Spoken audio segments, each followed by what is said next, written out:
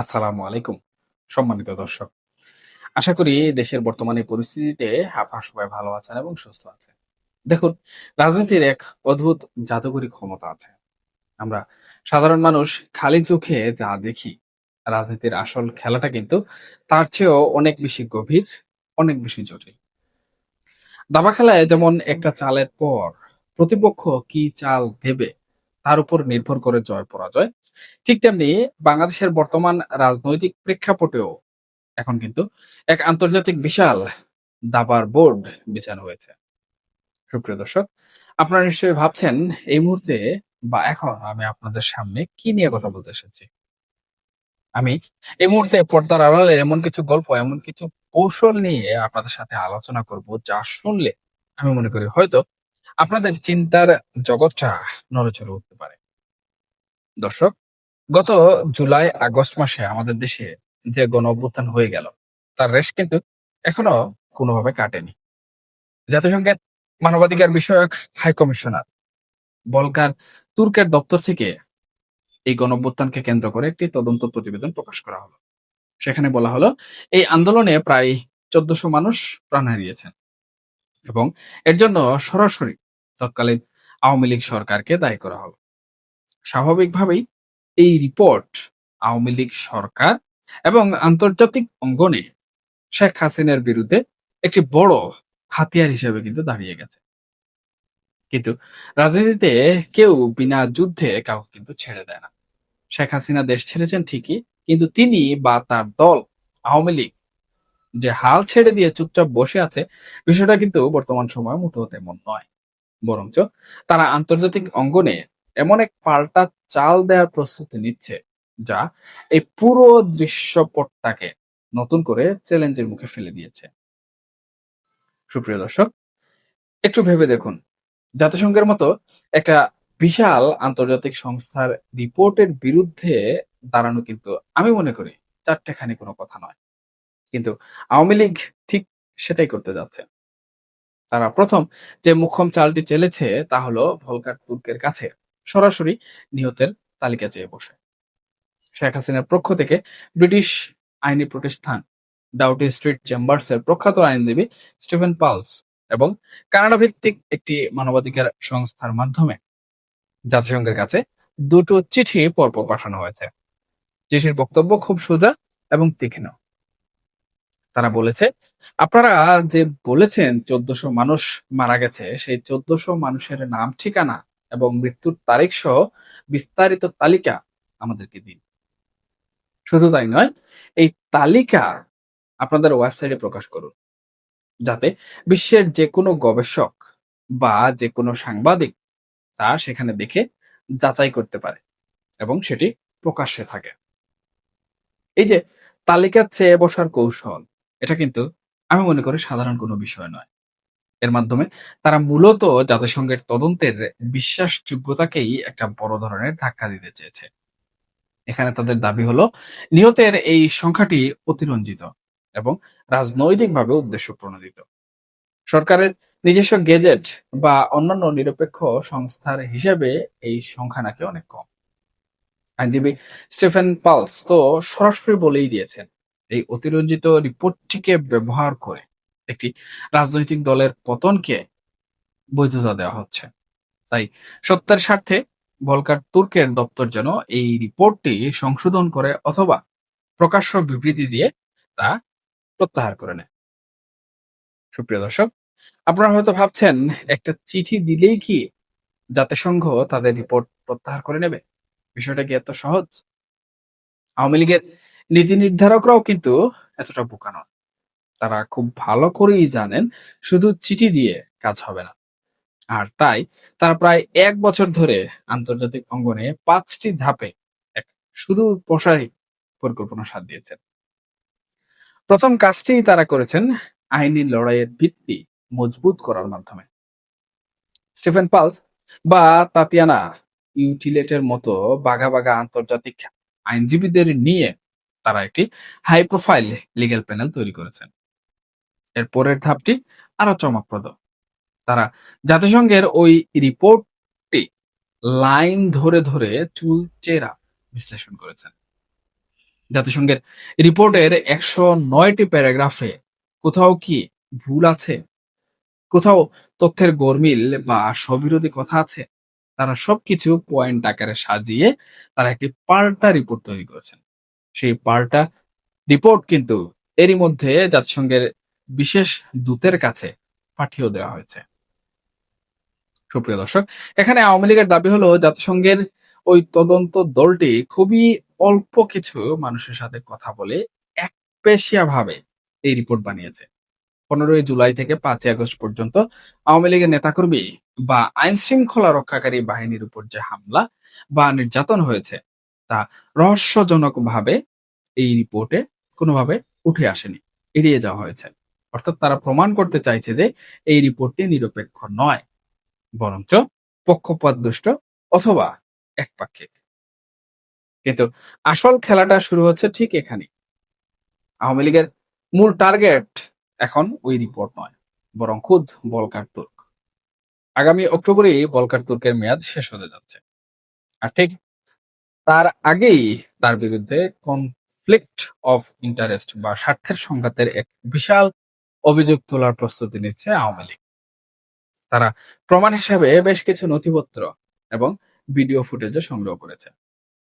তাদের দাবি, জাতিসংঘের এই তদন্ত চলাকালীন সময়ে ভলকার তুর্ক আমাদের সাবেক প্রধান উপদেষ্টা ডক্টর মোহাম্মদ ইউনূসের সাথে নিউ ইয়র্ক, ঢাকা এবং সুইজারল্যান্ডের ডাভোসে মোট ৩টি আলাদা আলাদা বৈঠক করেছেন। এই বৈঠকগুলো আসলে কিসের জন্য? এই বৈঠকগুলোর উদ্দেশ্য কি? এই বৈঠকগুলোর আড়ালে কি ঘটেছে? সুপ্রিয় দর্শক, তদন্ত চলাকালে যার পক্ষে রিপোর্ট যাওয়ার কথা তার সাথে তদন্তকারী প্রধানের এই বৈঠকগুলোকে তারা পেশাগত অসদাচরণ এবং স্বার্থের সংঘাত হিসাবে দাঁড় করাতে চাইছে। জাতিসংঘের ভেতরেই কিন্তু OIOS নামে একটি অত্যন্ত শক্তিশালী নিজস্ব তদন্ত সেল আছে, যারা জাতিসংঘের কর্মকর্তাদের দুর্নীতি বা পক্ষপাতিত্বের তদন্ত করে থাকে। আওয়ামী লীগের আইনজীবীরা মূলত ওই দপ্তরেই ভলকার তুর্কের বিরুদ্ধে আনুষ্ঠানিকভাবে নালিশ ঠুকে দেওয়ার ছক কষছেন। তাদের উদ্দেশ্য কি? তাদের উদ্দেশ্য পরিষ্কার। ভলকার তুর্কের বিশ্বাসযোগ্যতা নষ্ট করা গেলে তার দেয়া রিপোর্টের গ্রহণযোগ্যতাও কিন্তু আপনা আপনি এখানে প্রশ্নের মুখে পড়বে।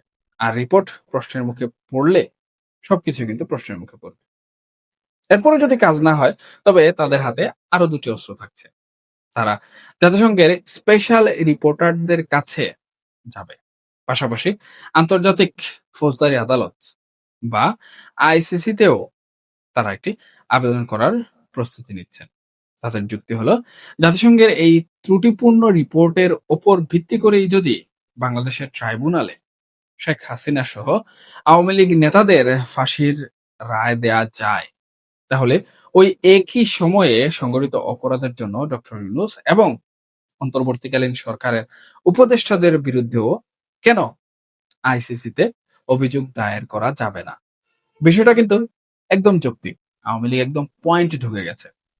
সবশেষে তারা বিশ্বজুড়ে কূটনৈতিক লবিং শুরু করেছে। বিভিন্ন দেশের দূতাবাসগুলোতে তারা তাদের এই পাল্টা রিপোর্ট যেভাবে হোক পাঠাচ্ছে এবং আন্তর্জাতিক মিডিয়ার মাধ্যমে দাবি তুলছে যেন পুরো ঘটনা তদন্তের জন্য একটি স্বাধীন ও বিকল্প আন্তর্জাতিক কমিশন গঠন করা হয়। চিন্তা করুন দর্শক, আওয়ামী লীগ আসলে কোন দিক দিয়ে চিন্তা করছে? এখন আপনাদের মনে একটা খুব স্বাভাবিক প্রশ্ন জাগতে পারে, জাতিসংঘের মতো একটা বিশ্বস্ত প্রতিষ্ঠান কি কখনো তাদের রিপোর্ট বাতিল করে?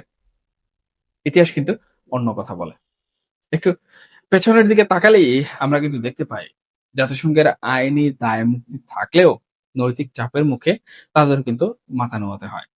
2009 সালের বিখ্যাত গোল্ডস্টোন রিপোর্টের কথা আপনাদের অনেকেরই হয়তো মনে আছে। সেবারও কিন্তু প্রবল রাজনৈতিক বিতর্কের মুখে ওই রিপোর্টের আইনি ও নৈতিক গ্রহণযোগ্যতা চিরতরে শেষ হয়ে গিয়েছিল। আবার 2016 সালের কথা ভাবুন। ইয়েমেনে শিশু হত্যার দায়ে জাতিসংঘের তৎকালীন মহাসচিব বান কি মুন যখন সৌদি নেতৃত্বাধীন জোটকে কালো তালিকাভুক্ত করলেন, তখন সৌদি আরবের অর্থনৈতিক ও রাজনৈতিক চাপের মুখে মাত্র 1 সপ্তাহের মাথায় বান কি মুন সেই তালিকা থেকে তাদের নাম সরিয়ে নিতে বাধ্য হয়েছিলেন। বিশ্ব রাজনীতিতে চাপ প্রয়োগের এই নোংরা খেলা কিন্তু নতুন কিছু নয়। এটা বহু যুগ ধরে চলে আসছে, বহু অতীত থেকে চলে আসছে। সুপ্রিয় দর্শক, এই পুরো বিশ্লেষণ থেকে একটা বিষয় অত্যন্ত পরিষ্কার। বাংলাদেশের রাজনীতি এখন আর শুধুমাত্র দেশের ভৌগোলিক সীমানার ভেতরে আটকে নেই। এর ডালপালা ছড়িয়ে গেছে জেনেভা থেকে লন্ডন, নিউ ইয়র্ক থেকে হ্যাগ শহরে। একদিকে যেমন জাতিসংঘের রিপোর্টকে হাতিয়ার করে বিচারের কাঠগড়ায় দাঁড় করানো হচ্ছে বিগত সরকারকে, ঠিক অন্যদিকে সেই রিপোর্টকেই চ্যালেঞ্জ করে আন্তর্জাতিক আইনি মারপ্যাচে প্রতিপক্ষকে ঘায়েল করার এক প্রাণপণ চেষ্টা চালিয়ে যাচ্ছে আওয়ামী লীগ। এখন প্রশ্ন হচ্ছে, কে জিতবে এই স্নায়ুযুদ্ধে? আমি মনে করি এর উত্তর আসলে ভবিষ্যৎ ছাড়া পাওয়া সম্ভব নয়। তবে রাজনীতির এই নির্মম এবং চমকপ্রদ দাবার বোর্ডে সামনের দিনগুলোতে যে আরো অনেক নাটকীয় চাল আমরা দেখতে পাবো তা বলাই বাহুল্য। এখন প্রশ্ন হচ্ছে, তাহলে কি বাংলাদেশের রাজনীতিতে আওয়ামী লীগ আবারও ঢুকতে পারবে?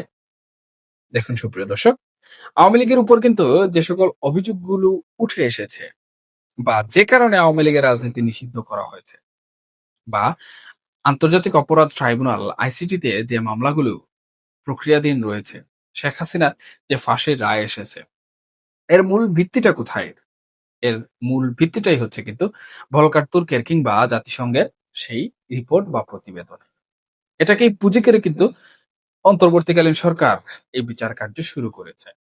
এখন আওয়ামী লীগ যদি সেই মূল জায়গাটিকেই বিতর্কিত করে ফেলে, তাহলে এই বিচার, এই রায়, এগুলো কি বিতর্কিত হবে না? এগুলো কি কোনোভাবে শক্ত অবস্থানে থাকতে পারবে? মোটেও নয়। যে কারণে বর্তমানে আওয়ামী লীগ চাচ্ছে একদম শিকড়ে এই বিষয়টি উপড়ে ফেলতে, এবং তারা সেভাবেই তাদের প্রসেস করে যাচ্ছে। অনেকেই বিভিন্ন সময় বিভিন্নভাবে বলে থাকেন, আপনারা যে কথাগুলো বলেন সেই কথাগুলো অনেক সময় মিলে না।